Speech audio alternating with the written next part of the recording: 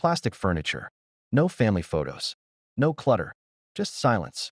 She walked to the kitchen, opened the cabinet beneath the sink, pulled out a small, rusted box, the one Paul had given her when she was 6. Inside were puzzle pieces, from a jigsaw they'd never finished. She ran her hand over the lid, and then she saw it, carved into the wood, so faint you'd miss it. "I see you." Her heart froze. It wasn't just a childhood game. He had been watching her, always. Even when she'd moved schools. Even after he'd been arrested. She looked at the puzzle again, turned over one piece. On the back was a code. V923, Hollow Pines. Jenna's eyes widened. Hollow Pines was a burned-out retreat in the hills. Abandoned since 2007. No power. No cell service. No visitors. She called the agents. "We need to go now."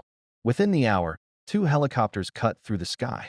Down below, Hollow Pines sat like a ghost waiting to be remembered. The cabins were covered in ivy and ash. But one stood cleaner than the rest. Swept. Recently used. Jenna pushed open the door. The stench of bleach hit first. Then silence. And in that silence, a sound. A soft, high-pitched whimper. They followed it. Down a trapdoor. Into another basement. Always the basement. This one had pink wallpaper. Drawings taped to the wall. A small bed. A bowl of cereal, half-eaten. And there, in the corner, Olivia. She was asleep. Peaceful. Like nothing had happened. But her fingers gripped the bear tightly. Too tightly. She opened her eyes. Saw Jenna. And whispered, "Mom." Jenna fell to her knees. Held her. Cried. Even though Olivia wasn't hers. She could have been. She was her. A copy. A warning. A second chance. But just as the agents celebrated, the screen on the far wall blinked to life. "Paul again." "You're early," he said. "But not done." And then, the video changed. Another child.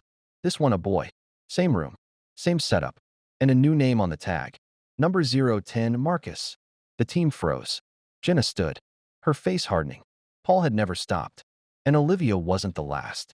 The countdown continued. 8 hours. 01 minute. Paul's voice returned. "You think you've won. But this isn't about one. It's about what you didn't see. What no one ever sees. What lives in basements." And behind eyes that smile. Jenna looked straight at the screen. She didn't flinch. "You're slipping, Paul," she said quietly. "You're not invisible anymore." At this point, Marcus needs saving. Paul is unraveling. And Jenna is becoming what Paul fears most. A survivor who fights back. They carried Olivia out first. Wrapped in blankets. Eyes wide. But safe. She didn't cry. Didn't scream. Just held on to that bear. Like it was stitched with protection. Jenna stood outside the cabin, watching the girl disappear